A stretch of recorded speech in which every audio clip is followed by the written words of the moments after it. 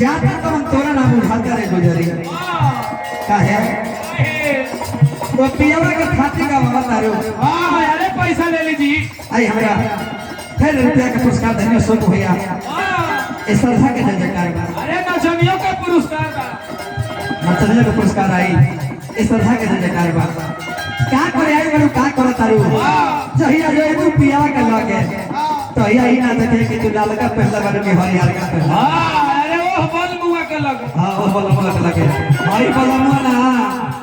ई बल मुआ का तो बोले मर गइल बा तू बल मुआ इस ससुरा है नहीं हर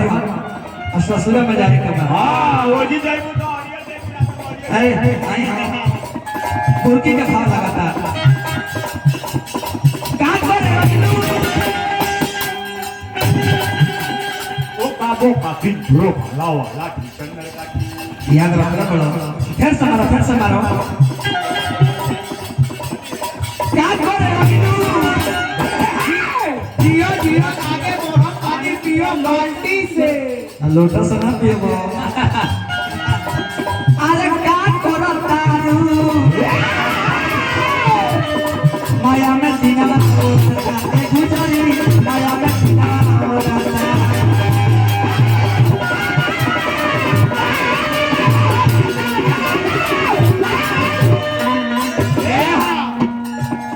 पूछी है बलमुआ सकारे बतैबू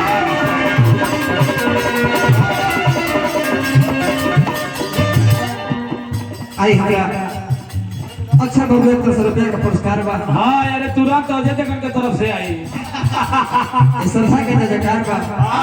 बाबूआ के पापा जी कहां बानी हां बबुआ के A4THR फादर जी अरे खादर जी इंग्लिश तो बड़ी यार बा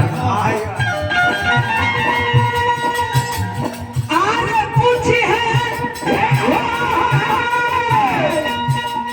बलमुआ करे बतैबू माया में दीना होला तारे गुजरी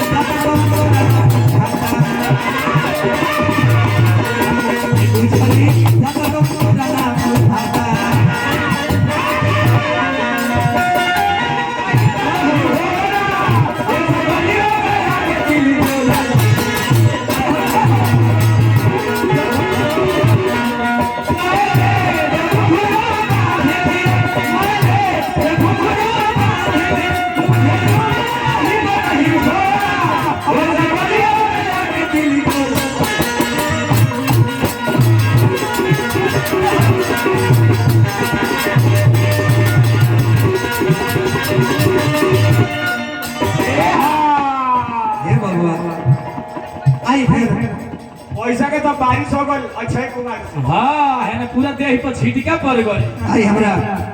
फिर रुपया के पुरस्कार देने हमरा अक्षय बबुआ भगवान से भीतर के बबुआ पढ़ लिख के हां देश के डॉक्टर कलेक्टर इंजीनियर हां बड़ी देश के नाम रोशन कर हां चाहे बबुआ पढ़ लिख के हमरे से झलवैया हो जा घूम के गावा गाड़ी दांत चियरत रास बह अपने में सब का बैठता रहे आई इस तरह के बेकार बा लास्ट तरह का भाव बा बबुआ के जन्म दिन तो प्लस पानी के सेवा करे का मौका मिला हां आज बड़ा थडे रहल बबुआ अब थावे वाली माई से होना करब कि बबुआ के भविष्य सब संकट रहे भाव लगाता कोई रो ना भागी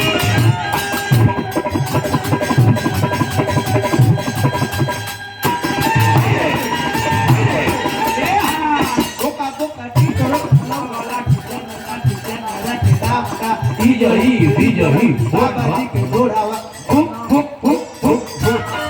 फिर से मारे का मारो चक्रधार आओ चक्रधार चक्रधार मुर्गी मारो हाँ चौकी में खड़े बैठे ना चौकी लगता है कान लेनी है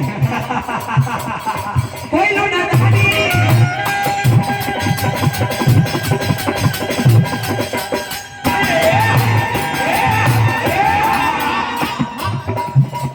अरे वो हमारे बातें छोटी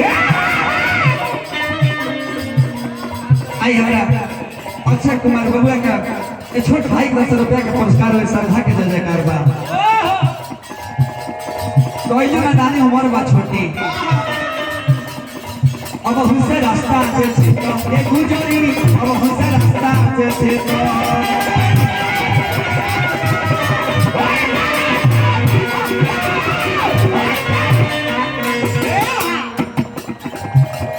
बाद में विजयिया